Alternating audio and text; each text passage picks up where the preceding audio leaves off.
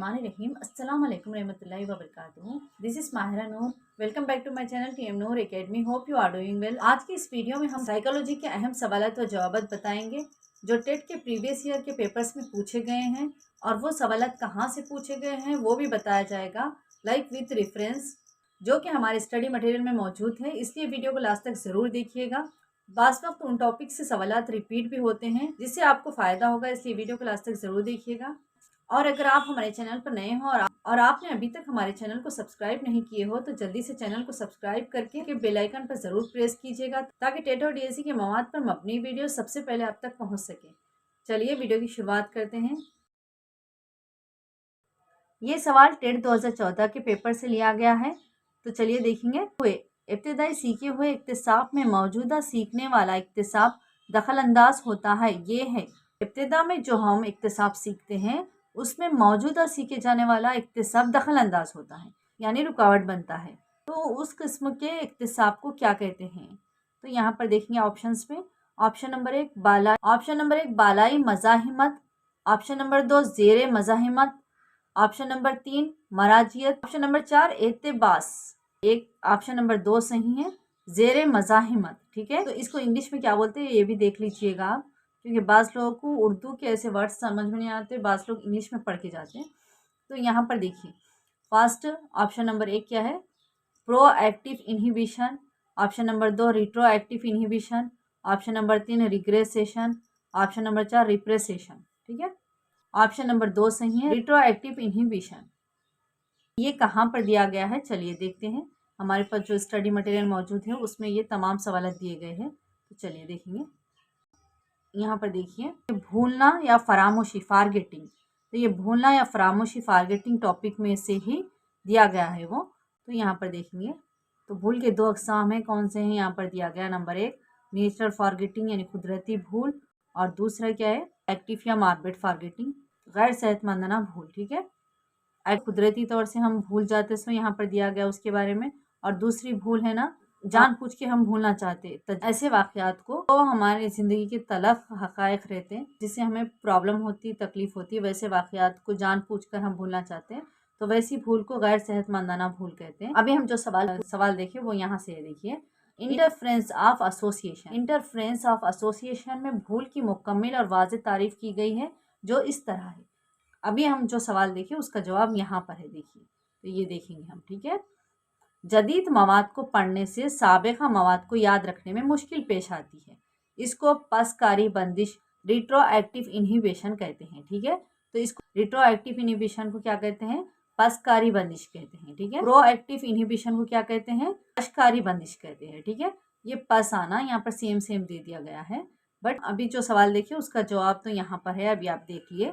तो जदीद मवाद को पढ़ने से, जो भी जदीद मवाद हम याद कर रहे हैं उससे हम जो पहले मवाद याद करके रखे थे उसमें मुश्किल पेश आना, तो उसको क्या कहते हैं? रिट्रोएक्टिव इनहिबिशन कहते हैं। ठीक है, तो उसी तरह से साबिक़ा मवाद को याद रखने से जदीद मवाद को याद रखने में दिक्कत महसूस होती है, उसको पशकारी बंदिश प्रोएक्टिव इनहिबिशन कहते हैं। अगर आप रिट्रोएक्टिव इनहिबिशन भी याद रखिए तो काफ़ी है, प्रोएक्टिव इनहिबिशन को याद रखने की ज़रूरत भी नहीं है, क्योंकि रिट्रोएक्टिव इनहिबिशन का अपोजिट है प्रोएक्टिव इनहिबिशन। ठीक है, तो रिट्रोएक्टिव इनहिबिशन में क्या है? जदीद मवाद को पढ़ने से साबिक़ा जो पहले याद करके रखे हम वो मवाद को याद रखने में मुश्किल पेश आती है। तो ठीक उसी तरह से साबिक़ा मवाद को याद रखने से जदीद मवाद को याद रखने में दिक्कत महसूस होती है, यानी मुश्किल पेश आती है। ठीक है, तो रिट्रोएक्टिव इनहिबिशन और प्रोएक्टिव इनहिबिशन दोनों अपोजिट है एक दूसरे के, सिर्फ आप ये एक भी अच्छे से याद रख लिए तो बस काफ़ी है। और ये मोस्ट इम्पॉर्टेंट टॉपिक है, इस टॉपिक से 3-4 बार टेट में सवालात पूछे गए। अभी हम यहाँ पर तो आपको 2-3 टेट में पूछे गए से सवालात बता देंगे, बट और भी पेपर्स में हैं हमारे पास, जितने अवेलेबल हैं वो आपको बता रहे। चलिए, ये टॉपिक से और एक सवाल भी देखेंगे, वो सवाल भी यही टॉपिक से पूछा गया, रिट्रोएक्टिव इनहिबिशन के बारे में पूछा गया कि जदीद मवाद को पढ़ने से साबिक़ा मवाद को याद रखने में मुश्किल पेश आती है, तो ये मोस्ट इम्पॉर्टेंट है। बट अब नेक्स्ट टेट में ये भी दे सकता कि साबिक़ा मवाद को याद रखने से जदीद मवाद को याद रखने में दिक्कत महसूस होती है या मुश्किल पेश आती है। ठीक है, ये सवाल टेट 2023 के पेपर से लिया गया है। चलिए देखते हैं। इस किस्म की भूल इस वक्त होती है जब नई मालूमात सीखी हुई मालूमात में मदाखलत करती है। तो देखिए, इस किस्म की भूल यानी वो कौन सी भूल है जो नई मालूमात सीखी हुई मालूमात में मदाखलत करती है। ठीक है, तो नई मालूमात यानी जो जदीद मालूमात है वो पहले से जो हम सीखे हुए हैं और पुरानी मालूमात, तो उसमें मदाखलत कर रही यानी रुकावट बन रही, तो वो कौन सा है? उसका जवाब यहाँ पर देख लेंगे। पहले ऑप्शन देखिए।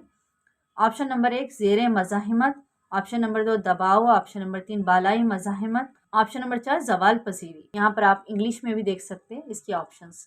तो यहाँ पर दिया गया retroactive interference, number 2 repression, proactive interference, number 4 decay. ठीक है, तो ऑप्शन नंबर 1 सही है, रिट्रोएक्टिव इंटरफ्रेंस।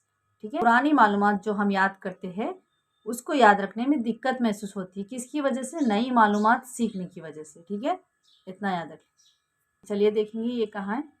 अभी हम आपको बताएं वही टॉपिक से पूछा गया, बट सवाल थोड़ा सा घुमा फिरा के पूछा जा रहा है। यहाँ पर टेट में इसी तरह से सवाल पूछे जाते हैं।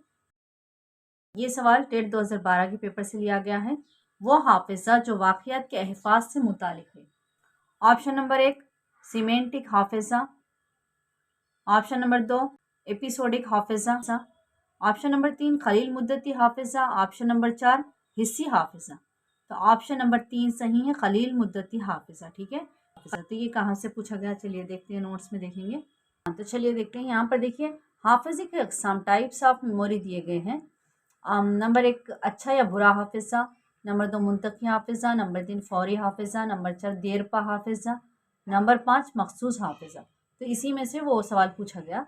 तो हाफिज़े की अक़साम से भी एक सवाल ज़रूर पूछा जाएगा, इसलिए है ना हाफिज़े की अक़साम भी आप अच्छे से देखकर याद करके जाइएगा। तो यहाँ पर देखिए ऑप्शन रोट मेमोरी से 3 बार तो टेट में क्वेश्चंस पूछे गए, तो इसलिए है ना ये भी आप देख के जाइए। रोट हाफिज़ा, कोई वाक़यात जो खुशगवार या नागवारा अचानक पेश आए तो जहन में महफूज हो जाता है, उस हाफिज़े को फ़ौरी हाफिज़ा कहा जाता है।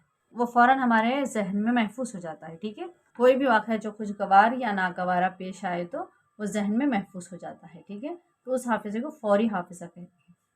तो अभी हम जो सवाल देखे थे उसका जवाब यहाँ पर ही है। ठीक है, खलील मुद्दती हाफिज़ा या फ़ौरी हाफिज़ा उसी को कहते हैं। ठीक है,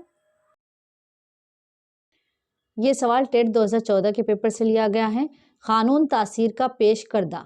option number 1 Albert Bandura, option number 2 BF Skinner, option number 3 IP Pavlov, option number 4 EL Thorndike. तो ऑप्शन नंबर 4 सही है, EL थार्नडाइक। ठीक है, तो कानून तासीर को पेश करने वाला नफ्सियतदां कौन है? EL Thorndike. ठीक है, ये कहाँ पर है? चलिए देखेंगे। तो यहाँ पर देखिए थार्नडाइक के इक्तसाबी क़वानीन, थार्नडाइक के जितने भी इक्तसाबी क़वानीन हैं यहाँ पर दिए गए। देखिए नंबर 1 कानून आमादगी, लॉ ऑफ रेडीनेस, नंबर 2 कानून तासीर, लॉ ऑफ इफ़ेक्ट। तो ये नंबर 2 जो है कानून तासीर, उसके बारे में सवाल पूछा गया, लॉ ऑफ इफ़ेक्ट के बारे में। ठीक है, तो यहाँ पर 4 है कानून, याद रख लीजिए। नंबर 4 कानूनों के बारे में भी आप तफसील से पढ़िएगा, उसमें से भी सवाल पूछे जा सकते। ठीक है, अभी तो हम जो सवाल देखे उसका यहाँ से है। देखिए थार्नडाइक का कानून, तो इसके अलावा अब नेक्स्ट टेट में ये भी पूछा जा सकता है, इस कानून के बारे में पूछा जा सकता है, ये भी पूछा जा सकता है। ठीक है, नेक्स्ट सवाल देखेंगे। ये सवाल भी टेट 2014 के पेपर से लिया गया है। डीजफ है ऑप्शन नंबर 1 फ्रांसीसी लफ्ज़, नंबर 2 लातीनी लफ्ज़, नंबर 3 यूनानी लफ्ज़, नंबर 4 अंग्रेजी लफ्ज़। तो ऑप्शन नंबर 1 सही है, फ्रांसीसी लफ्ज़। ठीक है, तो ये कहाँ पर है? चलिए देखते हैं। तो यहाँ पर देखिए फारगेटिंग के टॉपिक में ही ये भी दिया गया। देखिए बाज़ औक़ात जब हम किसी शय को देखते हैं तो उस शय को हमने पहले भी कहीं देखा है, उस किस्म के वाक़यात या तसव्वुरात को डीजफ कहते हैं। ये लफ्ज़ फ्रांसीसी ज़बान से माख़ूज़ किया गया है। देखिए यहाँ पर डीजफ किन वाक़यात या तसव्वुरात को कहते हैं? जब हम किसी शय को देखते हैं तो उस शय को हम पहले भी कहीं देखे है बोल के याद करते हैं, तो उस तरह के वाक़यात या तसव्वुरात को डीजफ कहते हैं। ठीक है, डीजफ कहते हैं। और ये लफ्ज़ फ्रांसीसी ज़बान से लिया गया है। ये कौन सी ज़बान से लिया गया है? फ्रांसीसी ज़बान से लिया गया है। तो अभी सवाल में क्या पूछा गया था? डीजफ लफ्ज़ कौन सी ज़बान से लिया गया है? तो फ्रांसीसी ज़बान से लिया गया है। ठीक है, नेक्स्ट सवाल देखेंगे। चलिए, ये सवाल भी टेट 2014 के पेपर से लिया गया है। हस्बे गुदूद का अफराज रास तौर पर जज्बात पर असरअंदाज होता है। ऑप्शन नंबर 1 पैराथायराइड गुदूद, ऑप्शन नंबर 2 थायराइड गुदूद, ऑप्शन नंबर 3 एडरनाल गुदूद, नंबर 4 पिटोटरी गुदूद। तो ऑप्शन नंबर 3 सही है, एडरनाल गुदूद। ठीक है, देखते ही ये कहाँ पर है। तो यहाँ पर देखिए बरगर्दवी गुदूद, तो ये बरगर्दवी हुदूद एडर्नल हुदूद को ही कहते हैं। तो यहाँ पर देखिए उसके बारे में डिटेल में दिया गया है। ये हुदूद दोनों गुर्दों के ऊपर कैप की तरह होते हैं। फर्द के जज्बात पर यह हुदूद असर डालता है जिससे ताकत और जज्बात का इजहार होता है। इस हुदूद को जज्बात का मखज़न भी कहते हैं।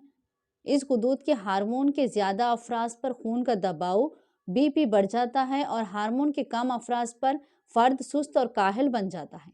तो देखिए, तो ये हुदूद कितना मोस्ट इंपॉर्टेंट है। ये बरगर्दवी हुदूद यानी एडर्नल हुदूद, इंग्लिश में एडर्नल ग्लैंड कहते हैं। तो ये हुदूद जो जज्बात पर असरअंदाज होता है, इसे जज्बात का मखज़न भी कहते हैं। ठीक है, ये फ़र्द के जज्बात पर असरअंदाज होता है। तो अभी हम जो सवाल देखे थे उसका जवाब यहाँ पर है। ठीक है, तो ये हुदूद की टॉपिक से ये सवाल पूछे गए। ये देखिए टेट 2022 के पेपर से लिया गया है। दिमाग के बतनी सतह पर पाए जाने वाले हुदूद की शनाख्त कीजिए जो किसी इलाके में दिगर हुदूद के अफ़आल पर असरअंदाज होता है। Option number 1 thyroid, option number 2 pituitary, option number 3 parathyroid, option number 4 thymus. तो ऑप्शन नंबर 2 सही है, पिट्यूटरी। ठीक है, करो यहाँ पर क्या पूछा जा रहा है, दिमाग की बतनी सतह पर पाए जाने वाला वो कौन सा हुदूद है जो दूसरे हुदूद के अफ़आल पर असरअंदाज होता है, यहाँ पर पूछा जा रहा है। तो ये पिट्यूटरी हुदूद है। ठीक है, तो पिट्यूटरी हुदूद मोस्ट इंपॉर्टेंट है, इससे और भी सवाल पूछे गए। ये सवाल टेट 2022 के पेपर से लिया गया है। कौन सा हुदूद जिस्म के आम और मुतनासिब नहू को ख्वाबों में रखता है। Option number 1 pituitary, option number 2 thyroid, option number 3 adrenal, option number 4 thymus. एक सही है पिट्यूटरी। तो ये टेट 2022 के पेपर में पिट्यूटरी हुदूद के बारे में 2 सवाल पूछे गए। देखिए, तो यहाँ पर वो कौन सा हुदूद है जो आम और मुतनासिब नहू को ख्वाबों में रखता है पूछा जा रहा, तो वो पिट्यूटरी हुदूद ही है। ठीक है, ये एक सवाल पूछा गया। ये कहाँ से लिया गया है चलिए देखते हैं। तो पूछा जाता टेट में, तो इसको भी आप अच्छे से पढ़कर जाइएगा। दरो अफराजी हुदूद मंदरजा झेल हैं।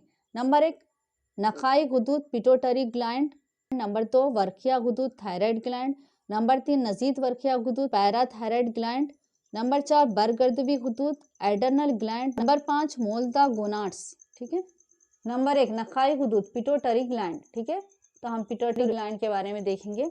नखाई हुदूद पिट्यूटरी ग्लैंड किसे कहते हैं, ये देखिए। नंबर 1 नखाई हुदूद पिट्यूटरी ग्लैंड, ये हुदूद दिमाग के निचले हिस्से में होता है, यानी निचले बतनी हिस्से में होता है। इसका काम जिस्मानी नशोनुमा को कंट्रोल करना होता है। जिनसी नशोनुमा सेक्सुअलिटी में भी इस हुदूद का बड़ा दखल होता है। इस हुदूद को उस्तादी हुदूद मास्टर ग्लैंड कहते हैं क्योंकि ये तमाम हुदूद पर कंट्रोल करता है। तो अभी हम जो सवाल देखें वो यहाँ से पूछा गया। देखिए, ये हुदूद को उस्तादी हुदूद कहते हैं और ये तमाम हुदूद पर कंट्रोल करता है। बचपन में नखाई हुदूद से नमूई हार्मोन का मुनासिब मिकदार में अफराज ना हो तब जिस्म का नमू मुतासिर होता है। ऐसे अफराद पस्त खद होते हैं जो डॉर्फिज्म कोता खामती कहते हैं। बचपन में नखाई हुदूद से नमूई हार्मोन का अफराज मिकदार से ज़्यादा हो तो ऐसे अफराद खद आवर होते हैं जिसको जैंटेजियम दियोखामती कहते हैं। तो देखिए यहाँ पर बचपन में अगर ये हुदूद से नमूई हार्मोन का अफराज मिकदार से ज़्यादा हो तो ऐसे अफराद खद आवर होते हैं, यानी ऊंचे खद के होते हैं। ये सवाल टेट 2013 के पेपर से लिया गया है। एक बच्चा जो बट का तलफ़ुज़ सीखा है वही बाद में पुट का तलफ़ुज़ भी उसी तरह करता है। ये इक्तिसाब की मुंतकिली की किस्म है। ऑप्शन नंबर 1 दो रुखी, नंबर 2 मुस्बित, नंबर 3 मनफी, नंबर 4 सिफर। ऑप्शन नंबर 3 सही है, मनफी। ठीक है, एक बच्चा जो बट का तलफ़ुज़ सीख रहा है वो बाद में पुट का तलफ़ुज़ भी ठीक उसी तरह, यानी ये सीखने में रुकावट पैदा कर रही है। ठीक है, तो उस किस्म की मुंतकिली को क्या कहेंगे, मनफी मुंतकिली कहेंगे। ठीक है, तो ये कहाँ पर दिया गया है चलिए देखिए। मनफी तबादले इक्तिसाब निगेटिव ट्रांसफ़र। ठीक है, ये साबिक़ा मालूमात या मवाद मौजूदा सीखे जाने वाले मवाद में रुकावट बनता है तो वो निगेटिव ट्रांसफ़र कहलाता है। ठीक है, ये सवाल टेट 2014 के पेपर से लिया गया है। एक तालिब इल्म अपने दाएं हाथ से लिखने का आदी है लेकिन हादसे में दायां हाथ खो जाने के सबब वो अपना बायां हाथ लिखने के लिए इस्तेमाल करता है। ये एक इसकी मिसाल है। ऑप्शन नंबर 1 दो रुखी इक्तिसाब की मुंतकिली, नंबर 2 सिफर इक्तिसाब की मुंतकिली, नंबर 3 मनफी इक्तिसाब की मुंतकिली, नंबर 4 मुस्बित इक्तिसाब की मुंतकिली। तो ऑप्शन नंबर 1 सही है, दो रुखी इक्तिसाब की मुंतकिली। ठीक है, तो यहाँ पर इसकी इंग्लिश में भी ऑप्शंस दिए गए हैं। Option number 1 bilateral transfer, zero transfer, negative transfer, positive transfer. ठीक है, तो ऑप्शन नंबर 1 सही है, बायलैटरल ट्रांसफ़र। ठीक, चलिए देखते हैं ये कहाँ पर है। यहाँ पर देखिए तबादला इक्तिसाब की किस्म। Types of transfer of learning. तबादले की 4 अकसाम है जो जेल में दर्ज हैं। Number 1 positive transfer, number 2 negative transfer, number 4 zero transfer, number 4 bilateral transfer. तो अभी हम जो सवाल देखें वो बायलैटरल ट्रांसफ़र से देखें। तो यहाँ पर देखेंगे, तो यहाँ पर देखिए नंबर 4 दोहरी तबादला इक्तिसाब बायलैटरल ट्रांसफ़र। ठीक है, इस किस्म के तबादले इक्तिसाब को दो तरफी मुंतकिली भी कहते हैं। राइट लेफ्ट जब तरबियत एक हिस्से को दी जाती है तो खुद ब खुद दूसरे हिस्से को मुंतकिल हो जाती है। इस सूरत हाल को दो तरफा तबादला इक्तिसाब कहते हैं। राइट हैंड से लिखा जाने वाला मवाद लेफ्ट हैंड से भी लिखा जा सकता है। तो बायलैटरल ट्रांसफ़र यानी राइट लेफ्ट कहते हैं।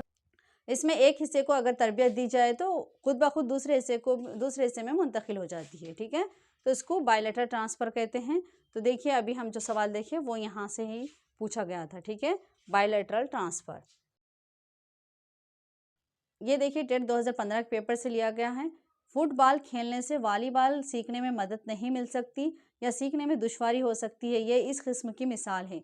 ऑप्शन नंबर 1 तरफी मुंतकिली, नंबर 2 मुस्बित मुंतकिली, नंबर 3 मनफी मुंतकिली, नंबर 4 जीरो मुंतकिली। तो ऑप्शन नंबर 3 सही है, मनफी मुंतकिली। ठीक है, फुटबॉल खेलने से वॉलीबॉल खेलने में मदद नहीं मिल सकती या सीखने में दुश्वारी हो सकती है। तो दुश्वारी होना, तो ये किस किस्म की मुंतकिली है? मनफी मुंतकिली है। ठीक है, तो चलिए देखते हैं कहाँ पर है। तो अभी हम जो देखें ना इक्तिसाब के अक़साम, उसी में से पूछा गया ये। तो यहाँ पर देखिए नंबर 2 पे मनफी तबादला इक्तिसाब निगेटिव ट्रांसफ़र साबिक़ा मालूमात या मवाद मौजूदा सीखे जाने वाले मवाद में रुकावट बनता है, निगेटिव ट्रांसफ़र कहलाता है। मिसाल, बच्चे को ये मालूम है कि अल्फाज को जमा बनाने के लिए आखिर में एस लगाना, जैसे बुक है तो बुक्स, लेकिन शीप को शीप्स नहीं लिख सकते। कार चलाने में महारत रखने वाले को हवाई जहाज़ चलाने में दिक्कत महसूस होती है। ठीक है, आई होप कि आपको वीडियो पसंद आई होगी। वीडियो पसंद आई तो लाइक कीजिएगा, शेयर कीजिएगा, कमेंट्स कीजिएगा एंड चैनल को सब्सक्राइब करना बिल्कुल मत भूलिएगा। और अगर आपको टेट TRT DSC का study material according to new syllabus चाहिए तो आप हमसे रब्ता कर सकते हैं। कॉन्टैक्ट नंबर डिस्क्रिप्शन बॉक्स में दिया गया है। मिलेंगे एक नई वीडियो में, तब तक के लिए मुझे इजाज़त दीजिएगा। गुड टेक केयर, अल्लाह हाफिज़।